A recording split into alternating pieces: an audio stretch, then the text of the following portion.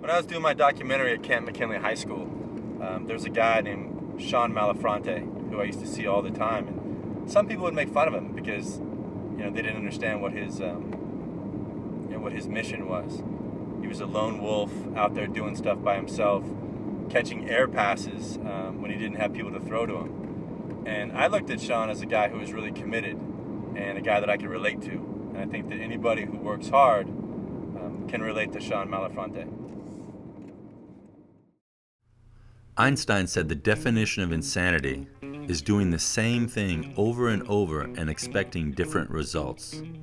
Sean Malafronte is a 26-year-old man who is a backup receiver at a Division III college, but he still holds strong to living out his dream of playing in the National Football League.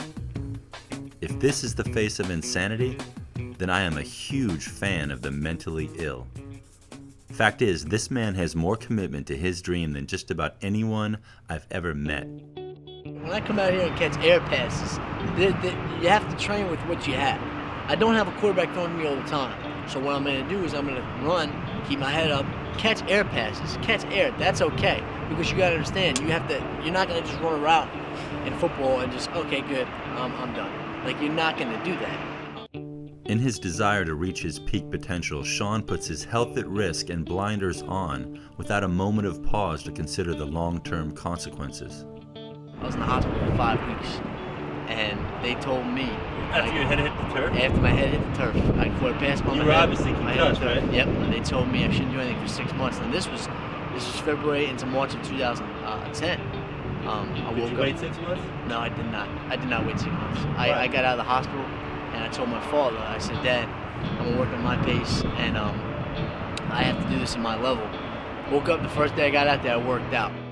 One of the unique aspects of Malafronte's mission is that it plays out in the shadow of the Hall of Fame, on the very field where many of the game's greats have played. When I come in this stadium, you want to talk about sanctuary? When I come in the stadium to train, I have a million problems outside of the stadium. A million problems. I was homeless. My family helps me out a lot with what I was doing. I didn't even tell them that I was living in my car. I didn't tell them. I don't want to tell them. They've helped me out. My brothers helped me out with everything I'm going through. I come in this stadium. I don't think of that. I put my phone underneath there and I go run routes and I train. Nothing's guaranteed to you in life.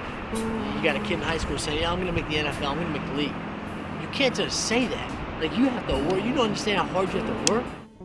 With great rewards come great sacrifice, and Sean has given up things most of us couldn't fathom. As far as like everything else, people have friends, girlfriends, whatever they have, I have had none of that with any aspect I've been doing, because I've been so busy with anything I've been doing with football. As far as the social life, yeah. When was the last time you had a girlfriend? I've dated, and this is the odd thing. You date and you have what you call hookups. Not hookups, like they're only interested in what you've been doing. With the NFL, with everything, and they just want to hook up right now with what they're doing. To me, I don't want that. I don't want a hookup. I don't want, like, let's go out, let's hang out, let's hook up, and because that gets you in your mind in such a phase of, yeah, you can hang out and hook up.